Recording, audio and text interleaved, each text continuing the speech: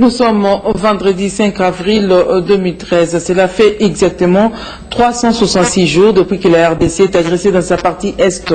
Nous sommes de cœur avec nos compatriotes victimes des affres injustes dans cette partie du pays. Bonsoir à toutes et à tous et surtout merci d'avoir choisi la télévision nationale pour vous informer. Le président de la République, commandant suprême des forces armées de la République démocratique du Congo et de la police nationale congolaise, Joseph Kabila Kabange, a présidé ce vendredi une réunion des Conseil supérieur de la défense. Cette rencontre a été sanctionnée par un communiqué de presse signé par le vice-premier ministre et ministre de la Défense nationale et des anciens combattants, Alexandre Loubatambo, lui ici par Pierre Kibambeso Moïsa.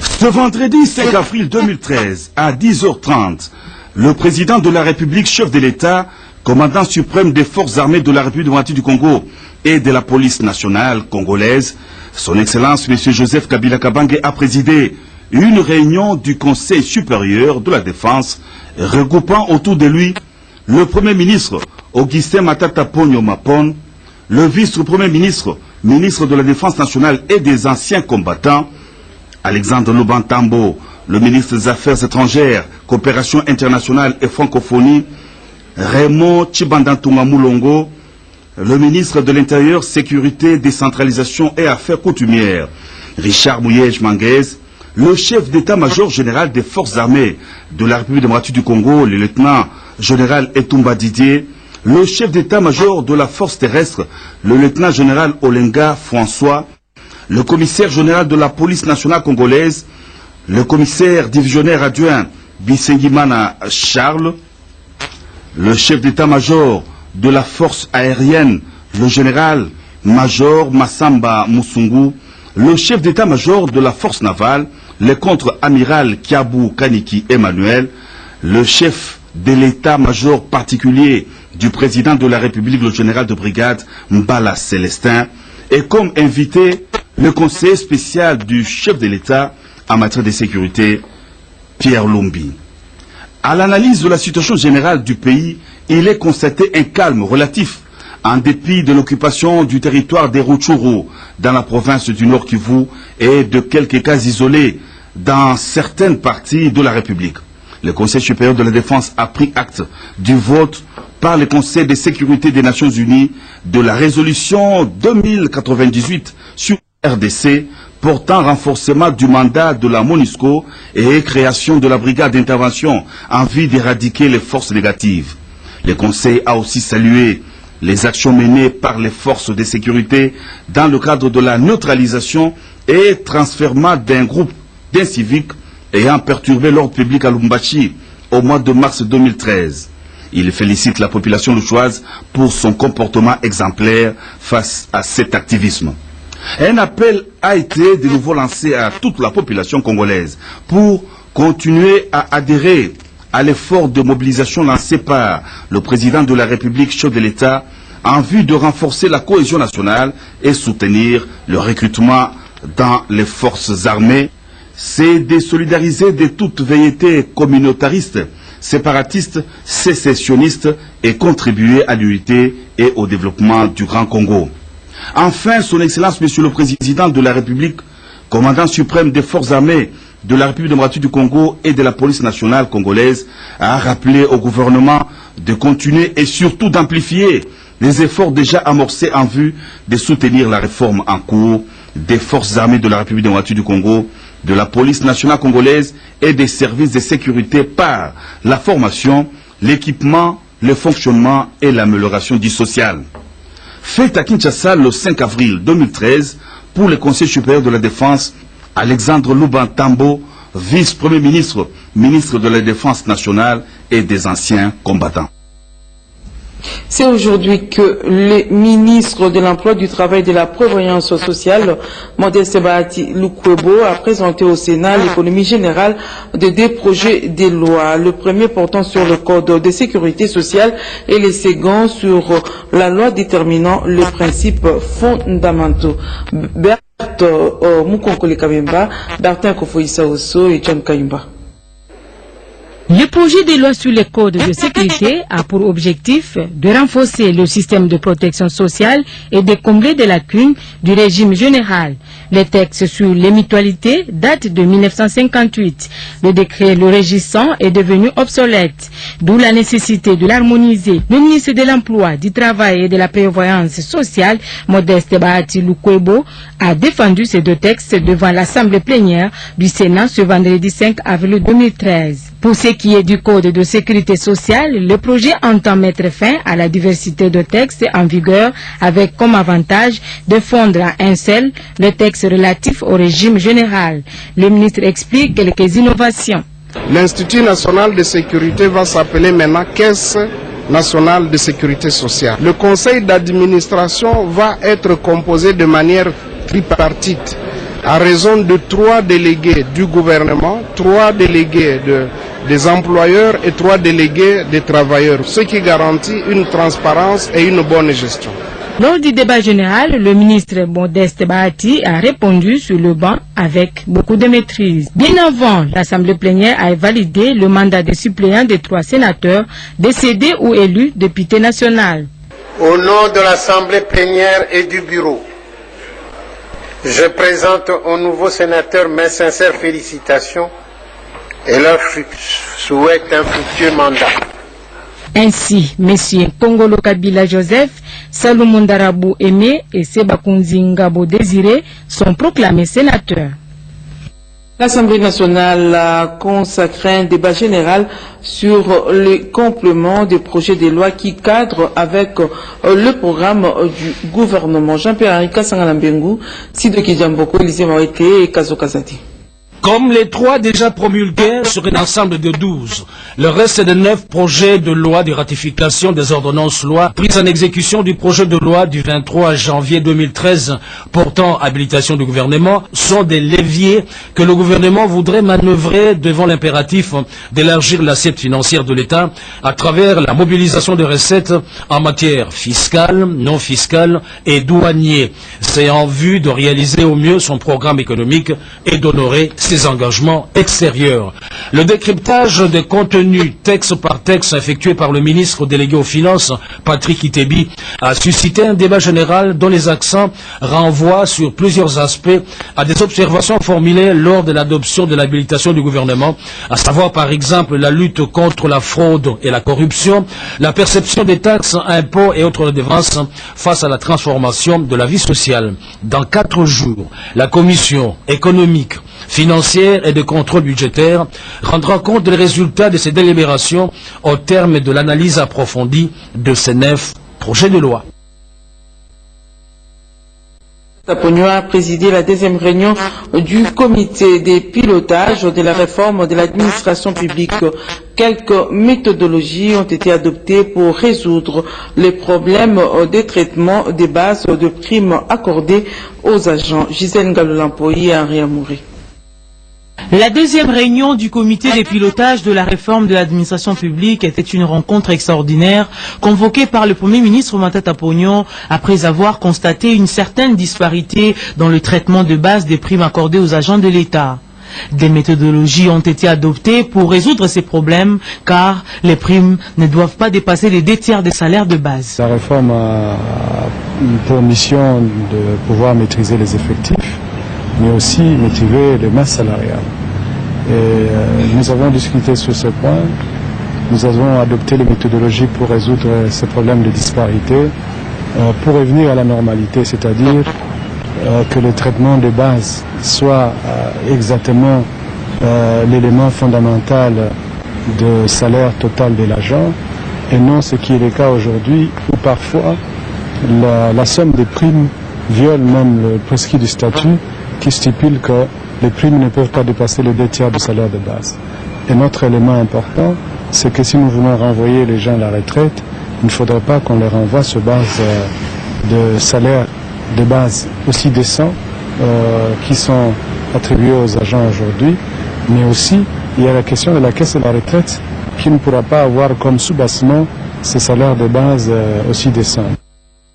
Voilà, suivez à présent les activités du ministère de l'Intérieur, Sécurité, Décentralisation et Affaires coutumières que nous proposent Mirendeke, Joseph Oscar Balkaïj et Youssef Abedi. L'escroquerie tient des hommes, même le prédicateur. Denis Lessi, le pasteur de l'église Arche de Noé dans la commune de Limité, a été rattrapé. Il est parmi les présumés escrocs présentés officiellement à la population. C'est une affaire d'escroquerie réussie sur la personne d'un ministre honoraire. Chose grave encore, le chef de file Denis Lessi se fait passer pour le conseiller spirituel du chef de l'État et a abusé de la bonne foi de sa victime pour lui rafler de présents en vue d'une reconduction au gouvernement lors du prochain remaniement, à savoir une Jeep Amer, une autre Jeep 4x4, une camionnette, pour un total de près de 100 000 $. Il a réussi son coup avec ses complices, notamment M. Kassongo alias Bissimoué, qui s'est fait passer pour le chauffeur du chef de l'État, Thierry Maboussa, lui, le jeune frère du chef de l'État, et M. John alias Kabila Kanonge, un autre fils de Mouzé Laurent Désiré Kabila. Le service de sécurité avait mis la main sur cette bande d'escrocs il y a 2 semaines. Le ministre de l'Intérieur, Richard Mouyège, après une brève explication de fait lui faite par le général Oleko, les a remis aux cours et tribunaux pour la poursuite du dossier. Le ministre des Hydrocarbures, Atamatabé, a représenté la République démocratique du Congo au Conseil de ministres de ces secteurs au Gabon. Les détails avec Bobette Ngalisamba. En marge du Cap 5 de Libreville, le ministre des Hydrocarbures, Crispin Atamatabé Mongodi, a participé au Conseil des ministres des pays producteurs du pétrole africain. Présidé par le ministre gabonais du pétrole, de l'énergie et des ressources hydrauliques, Dieudonné Ngoubou, le Conseil des ministres a adopté le rapport de compte pour l'exercice 2011-2012 ainsi que le budget en cours 2013-2014. La 30e session ordinaire du Conseil des ministres de la FA se tient dans un contexte caractérisé par un niveau élevé des cours du brut, qui ont frôlé les $130 le baril pour le Brent, avec comme corollaire l'augmentation substantielle de la facture énergétique des pays africains, y compris des pays qui sont eux-mêmes producteurs de pétrole. À cet effet, un comité a été mis en place pour revoir la vision et la mission du fonds APA. Il a été également question, au cours du Conseil des ministres, d'un accord de siège de l'Institut africain du pétrole, AFPI, signé entre l'Égypte et l'APA. Les organisations de la société civile impliquées dans les questions des ressources naturelles réfléchissent sur la réglementation du secteur des hydrocarbures et des mines, source de revenus pour les pays. Cet atelier permettra aux participants de formuler des amendements pour la révision du code minier et des hydrocarbures. Getio Matuku, Guilhem Kunga, on signe ces reportages.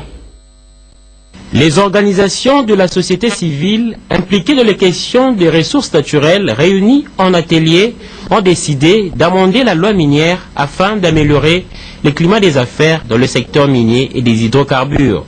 Les résolutions de ces travaux permettront à inciter les investisseurs à se conformer aux normes établies et à soutenir l'économie congolaise. C'est le secteur pourvoyeur de devises pour l'État. Avec la production que nous avons moindre, nous atteignons, les pays atteignent parfois 300-400 millions de dollars par an, juste à 5 000 barils. Lorsqu'on réglemente bien le secteur et que les grands investisseurs arrivent, nous pouvons atteindre 100 000, c'est presque $1 milliard que le pays peut avoir.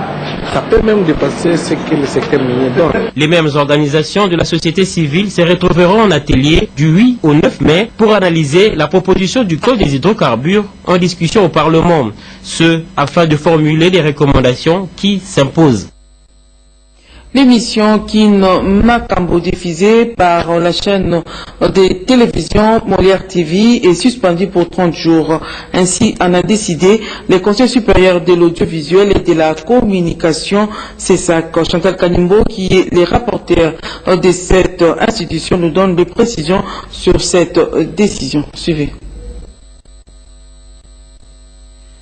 Le Conseil supérieur de l'audiovisuel et de la communication s'est réuni aujourd'hui en assemblée plénière pour la 15e session extraordinaire du Conseil pour examiner des études présentées par la commission technique. Il s'agit notamment du rapport de la commission technique sur le comportement des médias pendant la période électorale. Mais il y a eu également une étude sur les médias, une étude thématique, et dans cette étude qui a été présentée à l'Assemblée plénière, il y a notamment, on peut observer qu'il y a notamment des médias qui n'ont pas écopé des sanctions, qui se comportent correctement en respectant le code de déontologie et d'études et d'éthique professionnelle. La commission socio-économique a présenté à l'Assemblée plénière une proposition d'avis adressée au gouvernement concernant l'aide directe et indirecte que l'État congolais peut octroyer aux médias congolais.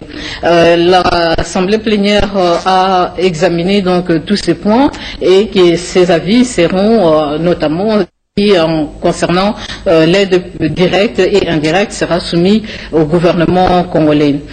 Saisi par le procureur général de la République près la Cour d'appel, après cette session, le bureau du Conseil, conformément à la loi, s'est réuni parce que saisi par une institution de la République, et la loi recommande au Conseil d'examiner avec urgence une requête venant des institutions de la République, et c'est une plainte du procureur général près la Cour d'appel concernant l'émission Kin Makambo qui est diffusée sur Molière Télévision, et après examen du rapport du centre de monitoring et du secrétariat d'instruction, le bureau a décidé de prendre à titre conservatoire des mesures suivantes, notamment la suspension pendant 30 jours de l'émission Kin Makambo qui est diffusée sur Molière Télévision, mais également la suspension pendant 30 jours de l'acteur Léon Nembalemba. Ce sont là les décisions prises par le bureau du Conseil supérieur de l'audiovisuel et de la communication à titre conservatoire, en attendant que l'Assemblée plénière se prononce définitivement sur cette question. Le secrétaire national de la Convention des Congolais unis a procédé à la mobilisation des jeunes du Kasaï oriental dans les districts de Sankourou, a intrigué les forces armées congolaises. Mireille Kumbu pour les reportages. C'est sous les hauts patronages du chef de l'État, Joseph Kabila Kabangé, que le ministre des Médias chargé des relations avec les parlements et de l'initiation à la nouvelle citoyenneté, Lambert Mende Omalanga, ainsi que son parti politique, la Convention des Congolais unis, viennent de passer à la vitesse supérieure pour la réussite de la mobilisation de jeunes au sein de forces armées de la République démocratique du Congo au Kasaï oriental, précisément dans les districts de Sankourou. La Convention de Congolais unis, par son secrétaire national chargé de la jeunesse, Justin Omokala, s'est rendu du 12 février au 28 mars dernier dans les territoires de Lodja, Lomea et Kolé. C'était justement pour appuyer l'équipe du ministère de la Défense nationale chargée de recrutement de jeunes. Une équipe composée du major Okito et de son collègue adjudant Okito. Cette descente s'inscrivait dans le cadre de la sensibilisation de jeunes en vue de servir la nation congolaise. Une foule nombreuse a accompagné Justin Omokala. Partout où il est passé, la population n'est pas restée indifférente. Chaleureusement, jeunes, vieux et enfants l'ont accompagné sous les acclamations et un véritable climat de familiarité. Avant qu'ils ne prennent l'avion pour la Tanzanie où ils iront en formation de 3 mois, ces nouvelles recrues se sont entretenues avec le secrétaire national chargé de la jeunesse.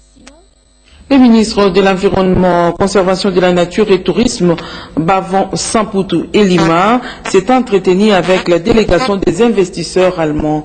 Les détails avec Suzanne Lumana et Florent Ochumbi. Un groupe de Congolais vivant en Allemagne se sont fait accompagner des investisseurs allemands auprès du ministre de l'Environnement, Conservation de la Nature et Tourisme, Bavon Samputu Elima. Ces investisseurs comptent investir en République démocratique du Congo dans plusieurs domaines, surtout dans le secteur de l'environnement. Les deux parties ont débattu et vu comment aider la RDC à vendre son système carbone auprès des industriels. La dite délégation a promis au ministre de l'Environnement qu'il va aussi travailler dans le traitement des immondices en vue de les transformer en énergie sur toute l'étendue de la République démocratique du Congo. Le ministre Bavonton Poutou Elima les a rassurés de la sécurité et des opportunités qu'offre la RDC en matière.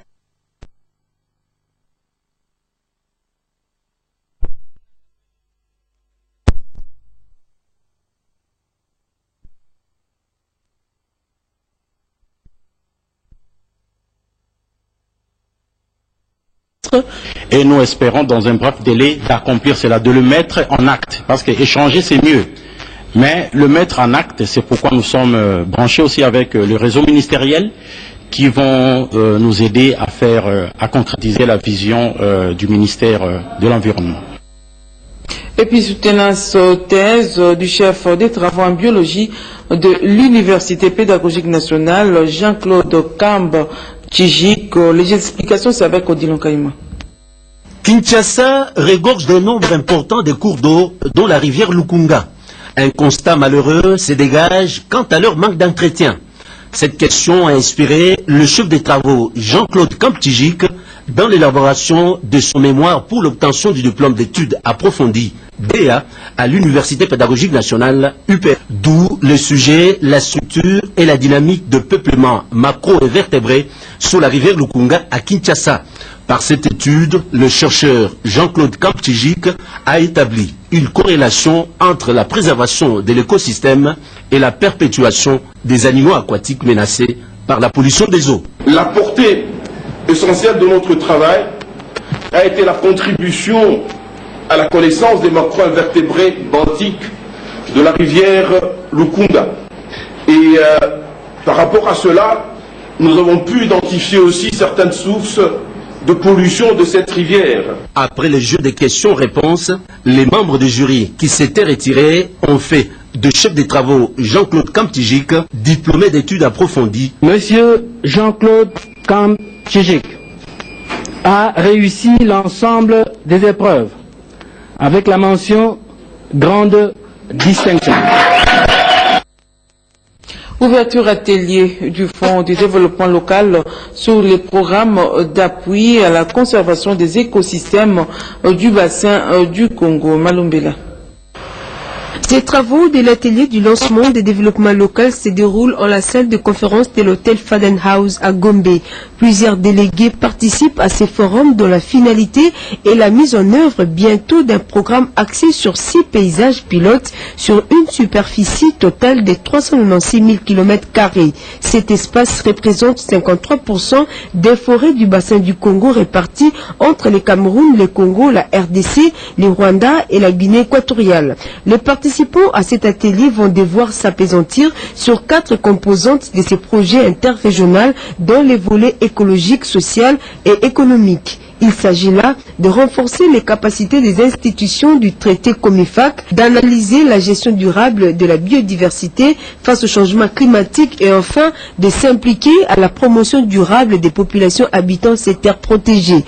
Pour mener à bien ces projets ambitieux, il a été mis en place un fonds de développement local à hauteur de 3 milliards de francs CFA. Parmi les heureux bénéficiaires, les populations riveraines, tout comme les administrations locales des pays précités. Pour la bonne appropriation de ces fonds de développement local, 2 ateliers de lancement seront organisés en RDC et au Cameroun. L'objectif est d'assurer la promotion des activités génératrices de ressources pour combattre la pauvreté dans cette partie du continent africain. Parlons santé avec le processus village assaini qui poursuit son bonhomme de chemin sur 500 villages ciblés à Kinshasa. Les parlementaires belges en séjour à Kinshasa ont visité un de ces villages dans la commune de Lancélé, nous dit Saint-Augustin Sengovole. Durant 3 jours, les acteurs œuvrant dans le programme Village Assaini, les responsables des ONG nationales et internationales et les 12 médecins-chefs des zones de santé ciblés ont évalué les activités réalisées avec l'appui de l'UNICEF. Après avoir dégagé les forces et les faiblesses, il était question de planifier les activités du premier semestre 2013. Sachez que le programme Village Assaini a fonctionné dans 12 zones de santé de la ville de Kinshasa pour les 5 dernières années. Sur 500 villages ciblés, 438 ont été certifiés et 62 sont en processus. Le défi à relever, a dit le ministre provincial de la Santé, Vital Kaboukou, est de réduire le taux de la population qui n'a pas accès à l'eau potable. Ce même programme a intéressé les parlementaires francophones belges de la Fédération Wallonie-Bruxelles, conduit par Jean-François Istas. Ces parlementaires ont visité le village Makanza dans la commune de Lantsele. Ils se sont rendus compte de l'état des bornes fontaines, des toilettes et d'autres ouvrages. Une façon pour eux d'évaluer les activités de ce programme. Là, ils ont été conduits par le docteur Isabelle Lumbwe, coordinatrice de l'hygiène ville-province de Kinshasa, et ont échangé avec les membres du comité dynamique du village. Ce processus a comme impact le bien-être des populations périurbaines, l'accès à l'eau et à l'hygiène. Le festival du théâtre et de la musique, c'est dans la province orientale, précisément à Kisangani, avec notre envoyé spécial Nadine Foutoukassoula. Ordre du maire de la ville de Kisangani, les comités d'organisation des festivals de théâtre et d'animation en milieu universitaire, FESTAME, et tous les festivaliers ont possédé les mardis derniers à travers la ville un carnaval motorisé en partant de la mairie pour de différents ronds-points et des coins stratégiques de la ville, pour atterrir à l'amphithéâtre de l'Unikis, l'endroit où se déroulent tous les spectacles du FESTAME. Dans cette même occasion, des troupes ont été à la tribune pour la présentation de leurs pièces de théâtre devant le membre du jury pour se confirmer à la compétition. Il s'agit du troupe théâtral de la Toge Nord de Kisangani et la troupe émonée de l'ISP Bouta. Par ailleurs, le directeur général du Fonds Promotion Culturelle, FPC, est venu participer à la 10e édition du FESTAME.